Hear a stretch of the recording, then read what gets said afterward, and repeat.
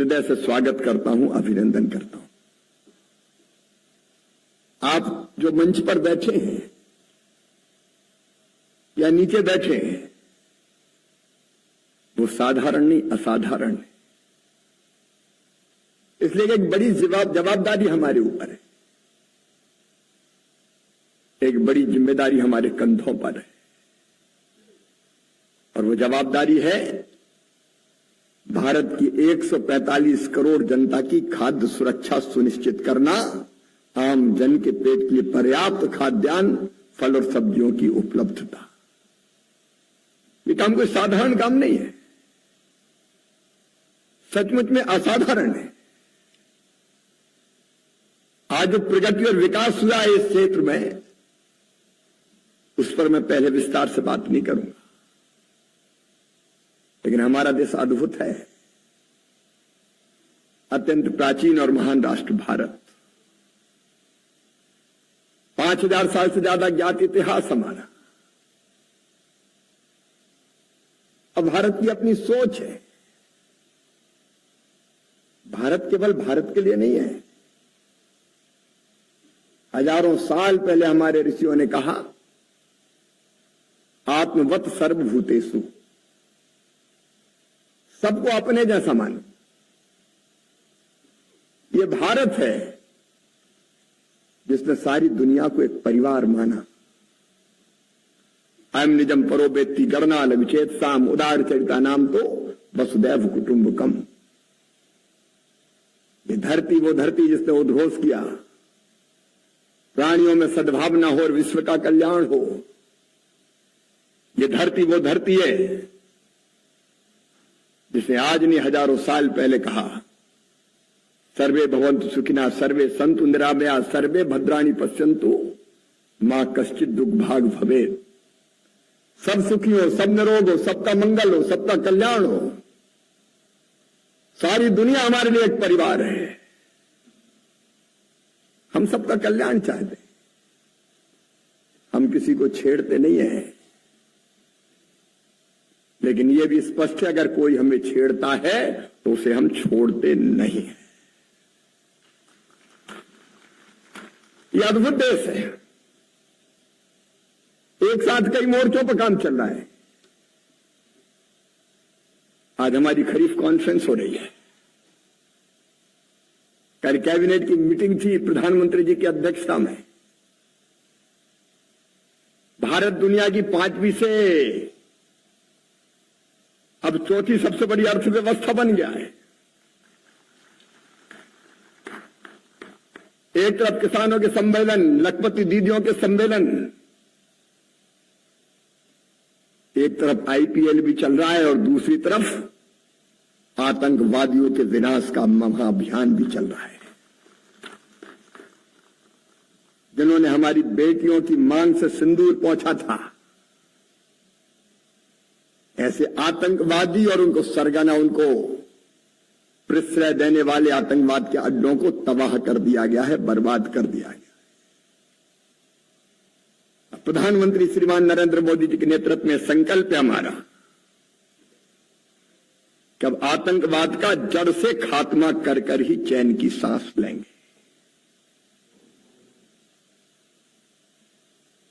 नक्सल जो निर्दोषों का खून बहाते हैं,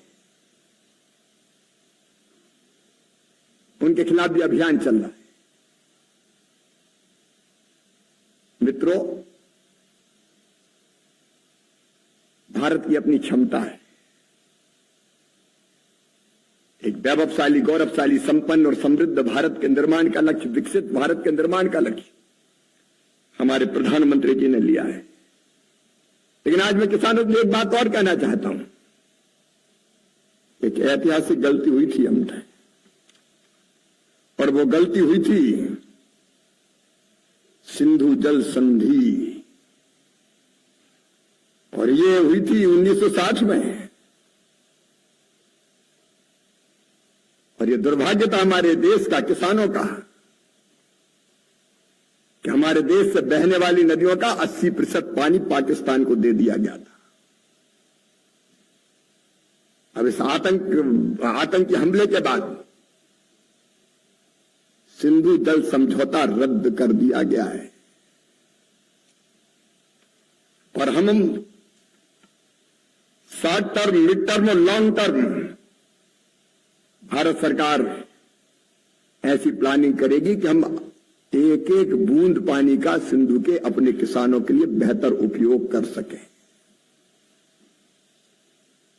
और इसलिए यह फैसला भी किसानों के हित में है।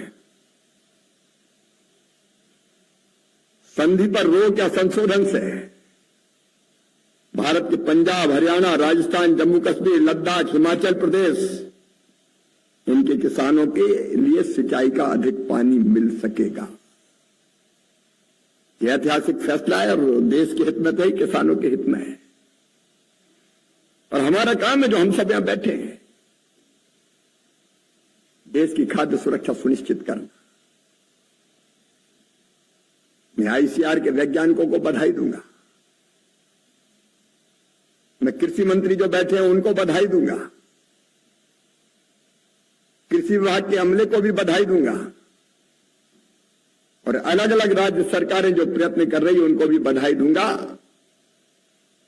आज हमने किसानों की मेहनत से अन्न के भंडार भरे, फलों का हो, सब्जियों का हो, उत्पादन लगातार बढ़ता जा रहा है। उनके आंकड़ों में मैं अभी नहीं जाऊंगा, लेकिन एक बार फिर मैं अपने वैज्ञानिकों को बधाई दूंगा। अभी हमने 2 चावल की किस्में हैं जिनमें उत्पादन बढ़ेगा, एक में 20% और एक में 30%। 20 दिन पहले फसल पक के तैयार हो जाएगी। जल्दी फसल पक के तैयार होगी तो पानी भी बचेगा, पानी बचेगा, समय कम लगेगा, उत्पादन बढ़ेगा, तो नई फसल के लिए भी किसान के लिए और समय मिल जाएगा और पानी भी बचेगा और मीथेन गैस का उत्सर्जन भी कम होगा।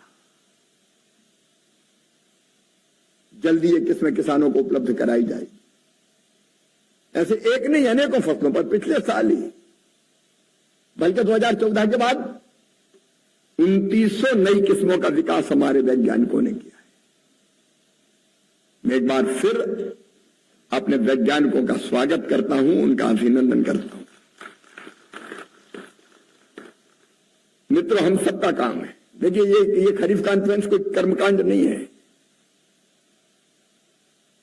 अभी तक मुझे लगता था कि पूरी गंभीरता से जैसी होनी चाहिए वैसी नहीं होती। इस बार हमने प्रयास किया, लेकिन अब रवि की कॉन्फ्रेंस अगली बार 2 दिन होगी। 2 दिन, एक दिन पहले अधिकारी बैठेंगे, हर एक राज्य के बारे में वर्कआउट करेंगे और वर्कआउट करके वो प्लान तैयार करेंगे। दूसरे दिन सभी राज्यों के कृषि मंत्री आएंगे और हर राज्य के कृषि मंत्री अपने राज्य की रबी की फसल की रूपरेखा प्रस्तुत करेंगे। आज खरीफ के बारे में हम बात कर रहे हैं। हमारा काम है उत्पादन बढ़ाना, उत्पादन की लागत घटाना, उत्पादन के ठीक दाम देना, किसानों को नुकसान हो जाए तो उसकी भरपाई करना, कृषि का विविधीकरण, फलों की खेती, फूलों की खेती, सब्जियों की खेती, औषधि खेती, दलहन की खेती, तिलहन की खेती। अलग अलग जिलों में उत्पादकता कैसे बढ़े? प्रधानमंत्री जी ने 100 कम उत्पादन वाले जिलों में प्रधानमंत्री कृषि धन धान्य अभियान चलाने का फैसला किया है। और एक और काम हमें करना है। यह धरती केवल हमारे लिए नहीं है, आने वाली पीढ़ियों के लिए भी है। तो धरती को आने वाली पीढ़ियों के लिए खाद्यान्न उत्पादन करने वाली भी बने रहने देना है। अनियंत्रित, अत्यधिक केमिकल फर्टिलाइजर, कीटनाशक के उपयोग के कारण धरती का स्वास्थ्य भी खराब हो रहा है। इन सब विषयों पर हमें विचार करना है। मैं अभी कर्मकांड की बात कर रहा था। मैं स्वागत करता हूं अपने कृषि मंत्रियों का, समय निकाल कर यहां आए, क्योंकि केंद्र और राज्य मिलकर ही तो ये सब काम करेंगे। हम एक यूनिट है, हम अलग अलग नहीं है। और इसलिए मिलकर हम विचार करेंगे अपने अपने राज्यों में कृषि के बेहतरी के लिए और किसानों के कल्याण के लिए। आखिर हमारी ड्यूटी, हमारा दायित्व, मैं कृषि मंत्री हूं तो 24 घंटे मुझे केवल यही सोचना चाहिए मेरी खेती अच्छी कैसे हो, किसानों की बेहतरी के लिए हम बेहतर काम कैसे करें। और जब मैं ये कहता हूं तो दिल से कहता हूं, किसानों की सेवा हमारे लिए भगवान की पूजा है। एक समर्पण के भाव से, कमिटमेंट के साथ, पूरी मेहनत और पूरी लगन से हमको ये सारे काम करना है जिसकी रूपरेखा बनाने आज हम बैठे हैं। लेकिन आज एक बात और मुझे लगती है वो मैं आपसे शेयर करूंगा। वैज्ञानिक हमारे लैब में काम कर रहे हैं, किसान हमारे खेत में मेहनत कर रहा है, एग्रीकल्चर का विशाल अमला भी है, जिलों में डीडीए से लेकर नीचे तक के अधिकारी है, एक्सटेंशन वर्कर है, कृषि विज्ञान केंद्र है, 731 कृषि विज्ञान केंद्र, 16,000 साइंटिस्ट है हमारे पास, 16,000 वैज्ञानिक कृषि विज्ञान केंद्र में, और अलग अलग जो आईसीआर के 113 संस्थान अलग अलग है, एग्रीकल्चर यूनिवर्सिटीज है, केंद्र की अलग है, राज्यों के पास अलग है। कितना विशाल अमला है अपने पास, क्या हम इसका बेहतर उपयोग कर पा रहे हैं? क्या तालमेल और समन्वय के साथ हम आगे बढ़ पा रहे हैं? सचमुच में कई बार उपलब्धियों पर गर्व होता है, लेकिन मन में तकलीफ भी होती है। कई बार कृषि विभाग के अमले का किसान से कोई संबंध ही नहीं रहता। सॉइल हेल्थ कार्ड बने हुए हैं, लेकिन सॉइल हेल्थ कार्ड देख के कितने किसान अपने खेतों में खाद डालते हैं? कहां पता करते हैं कि जमीन में कौन कौन से तत्व है, ऑर्गेनिक कार्बन कितना है, पोटास कितना है, जिंक कितना है, कौन सी चीज की कमी जो डालनी है। सॉइल हेल्थ कार्ड है लेकिन उपयोग नहीं है उनका। हमारे एक्सटेंशन वर्कर क्या करते हैं, हमारे केवी के क्या करते हैं? लैब में जो प्रयोग होते हैं, लैब में जो अनुसंधान होते हैं, लैब में जो रिसर्च होती है, क्या वास्तव में वो किसान के पास पहुंच पाती है, रियल टाइम में पहुंच पाती है? और जब प्रधानमंत्री जी ने एक संदेश दिया, लैब टू लैंड, हमको लैब में हुए रिसर्च को जमीन पर बैठे किसान तक पहुंचाना ही होगा, एक निश्चित समय सीमा में पहुंचाना होगा। और इसलिए हमारा सारा अमला है, हमारे सारे अधिकारी हैं, मंत्री हैं, हमारे पास सारी सुविधाएं हैं। इसलिए मित्रों, इस काम को करना पड़ेगा। और इसलिए मन में एक विचार आया है जो आपके साथ शेयर करना चाहता हूं। हमारे 2 सीजन होते हैं खरीफ के, मुख्यतः कई जगह 3 फसलें भी होती है। एक सीजन है खरीफ का और एक सीजन है रबी का।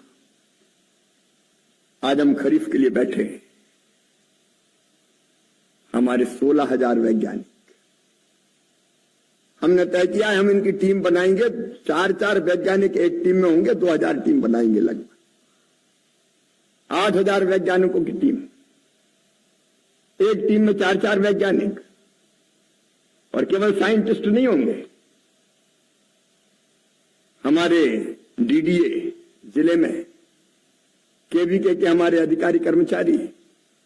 मैं राज्य के सभी मंत्रियों से कहना चाहता हूं, आपका एग्रीकल्चर का पूरा अमला जो जमीन पे काम कर रहा है, उनकी एक टीम बनाएंगे और 29 मई से लेकर 13 जून तक ये वैज्ञानिक और पूरा अमला किसानों के बीच जाएगा। उसकी रणनीति भी हमने तैयार की है। एक टीम, 4 वैज्ञानिक, कृषि विभाग के अधिकारीगण, केवीके के उपलब्ध अधिकारीगण, प्रगतिशील किसान जोड़े जो अच्छी खेती करने वाले उस जिले में। और ये टीम एक जिले में, एक केवीके के क्षेत्र में जाए, एक जिला मान लेते हैं, और एक जिले में माननीय कृषि मंत्रियों से निवेदन करना चाहता हूं कि हम एक जिले में पॉइंट्स तय कर लें कि हमारे 40 जगह जाना, 50 जगह जाना, हर गांव में नहीं जा पाएंगे, और एक जगह 15-20 गांव के किसान हम बुलाएं। वो पॉइंट्स हम तय कर लें, और एक दिन में ये टीम 3 जगह जाए केवल। एक सवेरे 8-9 बजे 2.5 घंटे एक स्थान पर रहेगी, वो कार्यक्रम खुले स्थान पे होगा। दूसरा कार्यक्रम गर्मी के दिन है, दोपहर का है, तो किसी हाल में हो, सीमित किसानों के साथ। और तीसरा कार्यक्रम फिर शाम को हो, तीसरा कार्यक्रम फिर शाम को हो 4 बजे 5 बजे, वो भी ओपन हो। एक दिन में एक टीम 3 कार्यक्रम करे और 2.5 घंटे किसानों के साथ संवाद करे खरीफ के बारे में। वहां की एग्रो क्लाइमेटिक कंडीशंस क्या है, जलवायु कैसी है, वहां पानी कितना गिरता है, वहां कौन सी फसलें उपयुक्त है, उन फसलों के लिए कैसे बीज चाहिए, उनके लिए कैसा खाद चाहिए, उसके लिए कैसी तैयारी चाहिए, उसके लिए जो भी जानकारी हमारे पास है वैज्ञानिकों से लेके अमले के पास, वो किसानों के साथ शेयर करें। उसमें अगर फसल आएगी तो कीट प्रकोप होगा, अगर वायरस अटैक होगा, बीमारी आएगी, तब क्या करेंगे, उस फसल का रख रखाव कैसे करना है, उसी में हम जानकारी देंगे। दलहन मिशन की, जहां दलहन अच्छा होता है उसी में हम जानकारी देंगे तिलहन मिशन की। नहीं, दलहन मिशन कृषि विभाग में चल रहा है, किसान के पास पहुंचे नहीं तो फायदा क्या है बताइए। तिलहन मिशन हम कितनी कर लें, अब अगर किसान के पास नहीं पहुंचा तो फायदा क्या है। 100 जिले जो धन धान्य कृषि योजना के अंतर्गत आने वाले, उनमें क्या करना है वो हम तय करेंगे। प्राकृतिक खेती कहां कहां हो सकती है, कितने किसान तैयार है, उनको प्राकृतिक खेती का प्रशिक्षण हम देंगे, प्राकृतिक खेती की तैयारी कैसे करें। और इसके अलावा जो हमारी योजनाएं हैं, अगर किसान सम्मान निधि का लाभ किसी को नहीं मिला तो तत्काल लाभ कैसे, KYC नहीं हुआ, और कोई काम रह गया, आधार सीडिंग नहीं हुआ तो तत्काल करा के उसका लाभ देना। प्रधानमंत्री मानधन योजना से जोड़ने का काम रह गया वो करना। अलग अलग चीजें हम कर सकते हैं। इस अमले का उपयोग किसान की सेवा में, उनको एजुकेट करने के लिए हो। और इसलिए ये सोचा है कि साल में 2 बार निकलेंगे, एक बार खरीफ की फसल में और एक बार रबी की फसल में। रबी की फसल के लिए अक्टूबर में निकले, खरीफ में थोड़ी देर हुई है, लेकिन अभी हम तैयारी करके और मई में 29 मई को निकल जाएंगे। मैं समझता हूं कृषि मंत्री सब सहमत होंगे। लीड आपको करना है, अमला आपको स्टेट का पूरा लगाना पड़ेगा, साइंटिस्ट हैं जितने सब झोंक देंगे, और मैं खुद भी घूमूंगा पूरे समय, अलग अलग कार्यक्रम में पूरे देश में। आप भी अपना समय निकाल के अपने राज्य में जाएं। कृषि विभाग के अफसरों की भी जवाबदारी है, राज्य के और केंद्र के, वो भी घूमें। देखिए, जब तक हम सब मिलकर एक दिशा में नहीं चलेंगे, एक दिशा में काम नहीं करेंगे, तब तक वांछित परिणाम नहीं आएंगे। अनंत संभावनाएं और अद्भुत क्षमता है हमारी कृषि में, हमारे किसानों में। इसलिए मित्रों, आइए आज खरीफ कॉन्फ्रेंस को केवल कर्मकांड ना रहने दें। ये करना है खरीफ कॉन्फ्रेंस, साल में एजेंडा पूरा करना है तो करो और फिर बाद में छुट्टी पाओ, उस तक सीमित नहीं रखें इसको।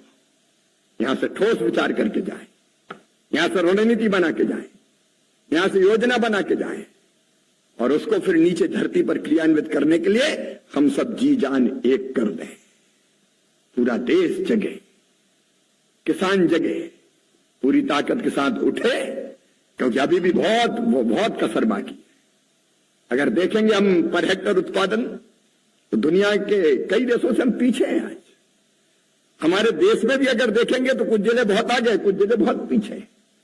तो कम से कम देश के बेहतर उत्पादन तक तो हम सब पहुंचे। फिर अंतर्राष्ट्रीय मापदंड अगर कोई है तो उन पर भी हम काम करने का प्रयास करेंगे। मुझे लगता है मित्रों, अगर हम सब मिलके ये काम करेंगे तो इससे बड़ी देश की और कोई सेवा नहीं होगी, इससे बड़ी किसानों की और कोई सेवा नहीं होगी। अपने किसानों की सेवा के लिए और देश की सेवा के लिए यही उपकरण हमारे पास है, कृषि विभाग। इसके माध्यम से हम दिन रात जी जान काम में जुटे, यही मेरा आग्रह है। और मैं केवल भाषण नहीं दे रहा हूं, मैं कह रहा हूं तो दिल से कह रहा हूं, और मैं कह रहा हूं तो सबसे पहले मैं करूंगा, कोई कसर नहीं छोड़ूंगा। लेकिन मैं से काम नहीं चलेगा, हमको करना पड़ेगा। तो आइए हम दोनों संकल्प लें। एक संकल्प, हमारे देश कि सीमाओं की रक्षा के लिए भारत मां से तो हम यही कहते हैं कि जरूरत पड़ी तो रक्त की अंतिम बूंद दे देंगे, लेकिन देश का मान, सम्मान और शान के साथ खिलवाड़ किसी भी कीमत पर नहीं होने दिया जाएगा। हमारे किसान, हमारे कृषि विभाग के सारे साथी इसके लिए कटिबद्ध हैं। हम पीछे खड़े हैं प्रधानमंत्री जी के। हमें गर्व है अपनी सेना पर, सेना के शौर्य पर, हमारे जवानों पर और ऑपरेशन में लगे हुए सारे साथियों पर। ऑपरेशन सिंदूर यह संदेश है कि भारत की तरफ किसी को आंख उठा के नहीं देखने दिया जाएगा, लेकिन दूसरी तरफ हम जिएंगे अपने देश के लिए। कृषि विभाग में बेहतर काम करके हम हमारे देश की खाद्य सुरक्षा सुनिश्चित करेंगे और देश को आगे बढ़ाएंगे।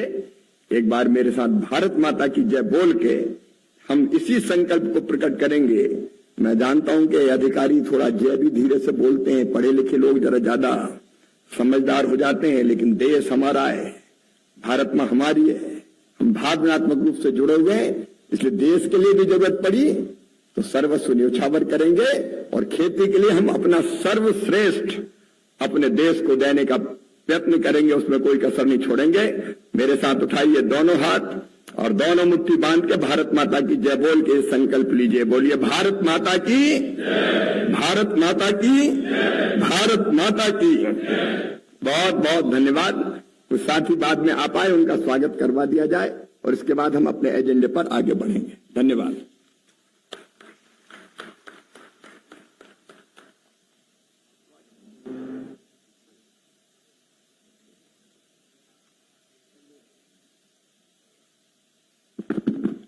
आपका बहुत बहुत आभार माननीय मंत्री जी। और जैसा आपने कहा कि ये सिर्फ महज एक सम्मेलन नहीं है, बल्कि इसकी सार्थकता जो है वो हमें सुनिश्चित करनी होगी। और